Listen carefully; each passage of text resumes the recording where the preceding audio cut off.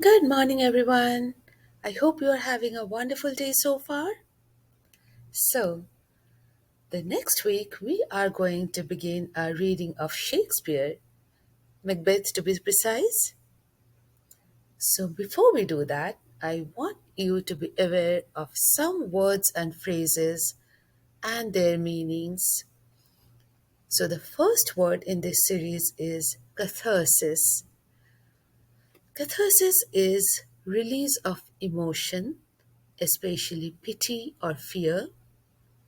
People sometimes feel that they're going to explode unless they let their feelings out. Catharsis acts as a safety valve and helps us regain the calmness about ourselves. Sometimes we achieve catharsis by reading a book or by watching a movie. You may find some people crying hysterically while watching a movie or sobbing, and that's okay. That's how they are gaining their catharsis. What is not okay is suppressing those emotions or pretending that everything is fine when actually it's not. So, some non examples of catharsis are suppression of feelings or pretending everything's fine. So, once again, catharsis means release of emotions. The next word in this series is soliloquy. A soliloquy is an act of speaking one's thoughts aloud when he or she is alone on stage.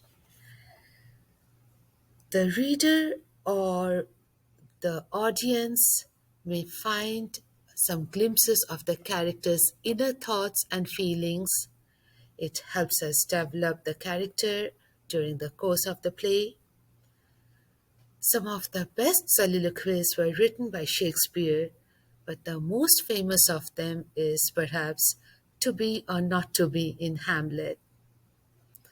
Some non examples of soliloquies are monologue or aside.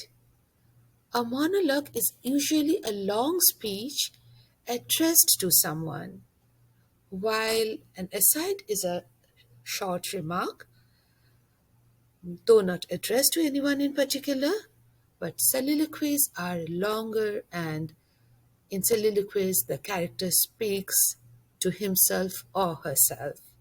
So, once again, a soliloquy is an act of speaking one's mind on stage when that character is all by himself or herself.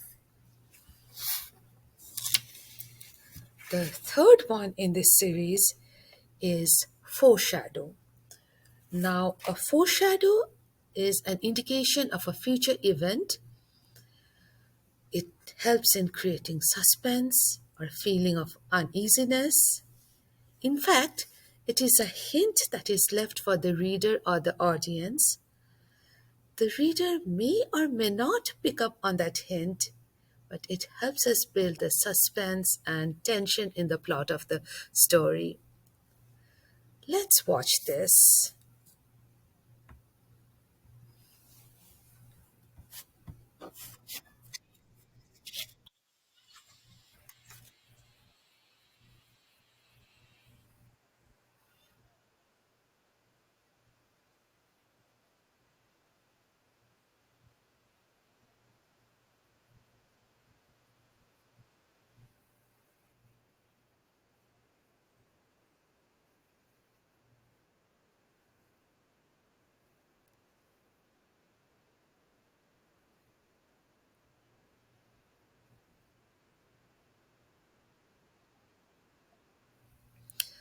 So, we had a foreshadowing of what is going to happen when the stepmom gave that glare at Cinderella. Some non examples of foreshadowing are hiding or reflecting on something when the action has already happened. So, foreshadowing once again is a hint that the author or the playwright drops for the audience to build the atmosphere of tension and suspense. So, our three words for today are catharsis, soliloquy, and foreshadowing.